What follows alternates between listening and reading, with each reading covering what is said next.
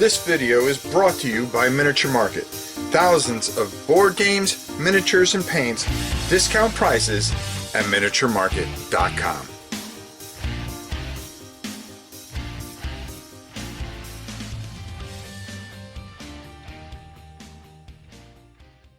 Hello everybody, it's your old pal Rob. Today we are going to be taking a look at Infinity Code 1 Operation Crimson Stone.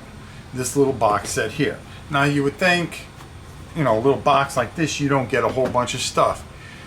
Oh my friends, oh no. You get more than you think in this box. And boy, is this a game and a half. This is one of those things that I've talked about when I started talking about I first showed off Chorus Bella's N4, the latest edition for Infinity here. I bought that because of this. So today we're going to take a look at this. I'm going to go down the table. I'm going to give you a brief overview of the rules so you get a feel for it. There's not too much more to it than that, but it's what this game does that just makes it fantastic. We'll talk about it on the other side. Let's go down, take a look. We'll be back, and we'll be talking about this masterpiece. Might as well just tell you right now, this is a very favorable review. So I'm not going to explain all the rules of this, but I want to show you that in that little box, you are going to get a ton of stuff. You're going to get this map, which, hey, a neoprene map would have been great. That's okay. I don't need it.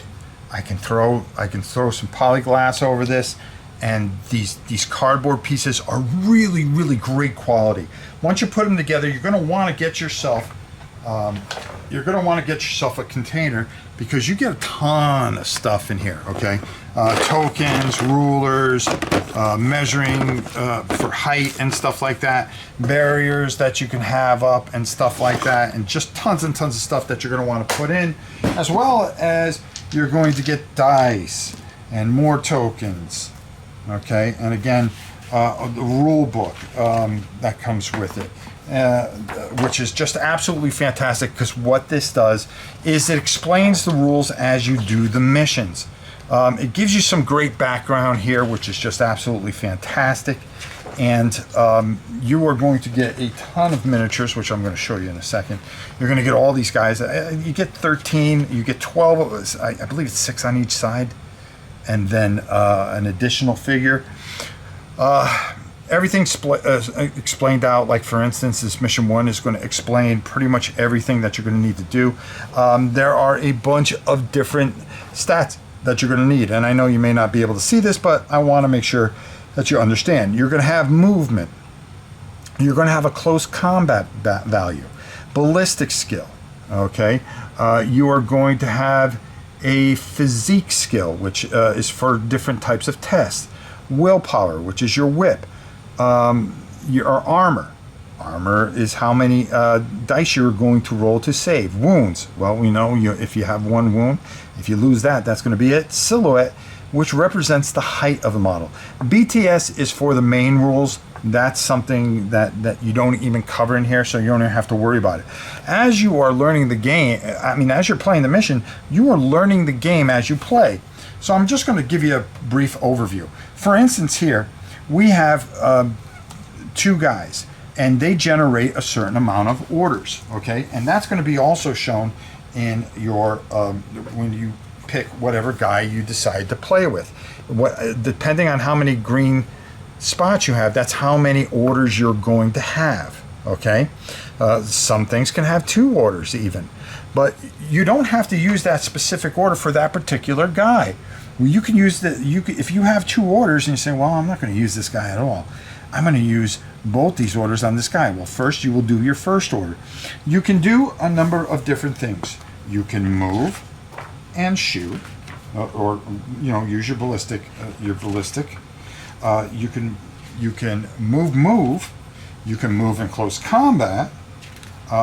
You can move and what's the other one that I think you do? I think you can move and activate even. Move and dodge, move in close combat, and move in ballistic skill. Dodge, you're going to use a certain thing. If you feel that you're going to get hit and you want to get over here, here's the neat thing about this game. Your move is 4. Now, my guy, he's going to move, okay? And I want to move him over to here. But as he's moving over here, okay, he's seen by 2 different targets. They can shoot at him, okay? It is called an ARO, okay, which is automatic reaction order.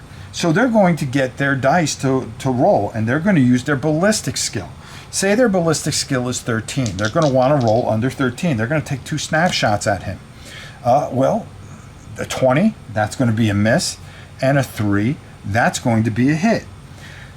This other person could stop there and shoot back and say, well, my weapon has three hits. I mean, 3 shots, because if you look at the weapons, you are going to have traits for your weapons. And this is the neat thing about this game, is that your weapon, everything is done off your weapons. So depending on how far it is, you can add certain modifiers that are going to help or hurt you. You have to roll under that particular modifier for the gun. Damage, we'll talk about that in a minute, but remember that number 13. Now, B is how many shots it takes. It takes 3. So I can say, well, I'm going to shoot 2 here and 1 up there. Okay? And my range is, and you would measure your range afterwards, okay? I'm within 8 inches, so there's no modifier.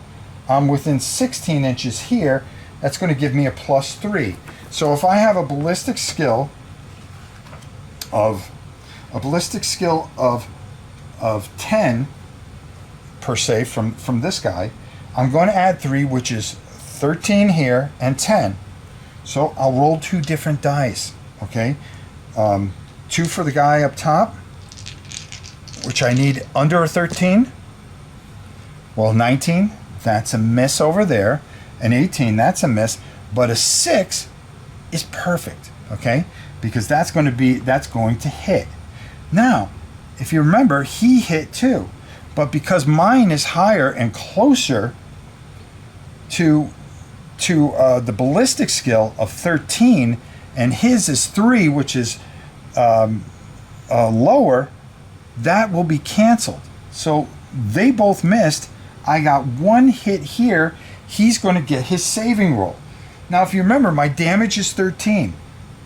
So now for this particular guy, he has to roll over a 13, not under, over.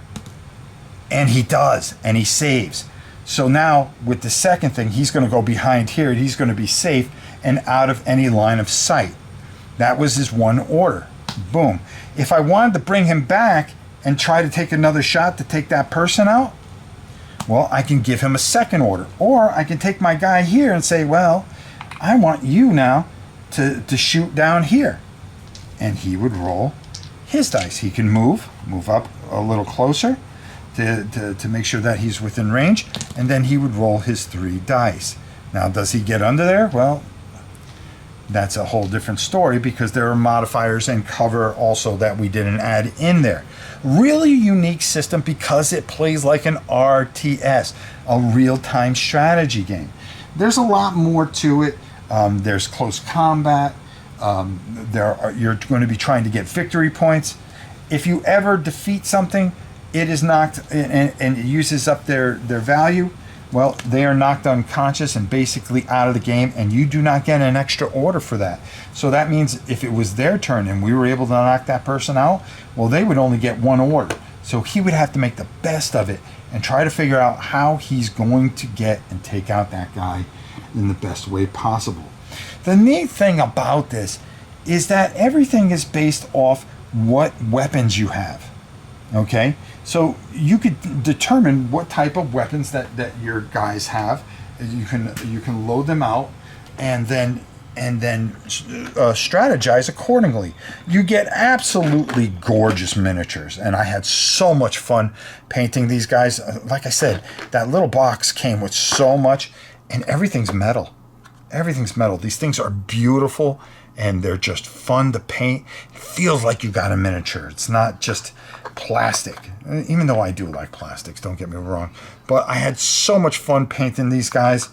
And it just sucked me into their universe, which is the Infinity universe, because you have everything in front of you, and there's so much going on, and it's just this fantastic experience.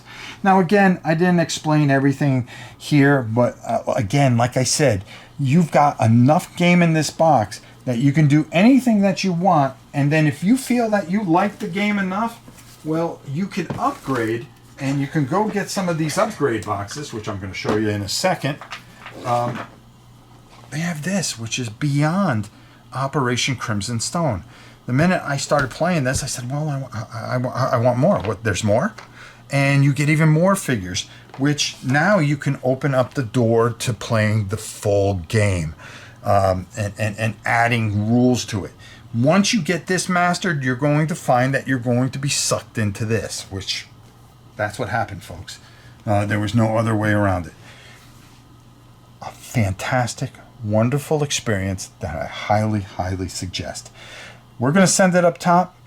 I'm going to give you my final thoughts. You're going to be seeing a lot more of this, and I'm going to do mission 1, which is drill Mind Corp offices, and I'm going to try to tape that sometime in the next week or so you guys can see it. And I'm kind of curious what Corvus Bell sends us, and what we can debut or maybe add to, or maybe even assemble for you to show you even more of this fantastic, unbelievable experience that I highly suggest.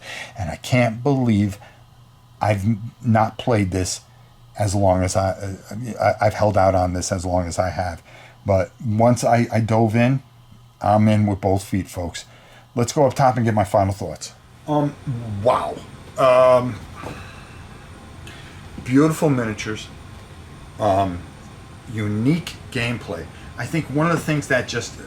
The only thing that you kind of get a little confused is the automatic reaction opportunity that they have when they cross your path and then doing a face-to-face. You have a success roll, which is, of course, your ballistic skill. And you have to have faith in the other person's ballistic skill. And you have to roll under that ballistic skill, but higher than the other person to cancel out their dice. Really, really unique and fascinating. And the big rules, the N4 rules, explain a lot better, add a little bit more detail to it. But for this Code 1 and the missions that it has and the fun that you have with this, it keeps everything simple and sucks you into this universe. You get a ton of stuff. I mean, I put all that stuff together. I go, all that was in that box? I mean, I had to put, like I showed you, I had to put it all into this tub here, because once it's put together, you got a lot of game there. So don't try to stuff it all in this box or take it apart. Have yourself another container to put it into. They give you everything that you need. The miniatures are beautiful again. The scenery is beautiful and very thematic. You get sucked into it. It's fun. It's exciting. I don't know what else to tell you. I am hooked on Infinity. This is a game that people kept on saying, oh, check it out. I think you'll like Infinity. I went, When I started reading the backstory, when I started playing Operation Crimson Stone, I was sucked in 110%. No doubt about it. And it's something I would never, I'll be honest with you, I'm in all the way. That's all I can tell you. I'm in all the way. And matter of fact, Corvus Belli is sending us some product here, and I can't wait to show you that. Okay, this is stuff that I bought. Okay, I went out and bought this and loved it, and they like what we're doing. They're sending us some stuff, and we'll show that off too. But this is a must-have. So I hope you check it out. Go over to their website, go to Miniature Market, wherever you can get this. It's a lot of fun. It's easy enough to play with somebody younger than 14, even though it says 14 and above. I really feel that this is one of those games that you can teach a younger player and have a blast, because you get your money's worth with this one. Until next time, it's your old pal Rob We'll see you soon, everybody.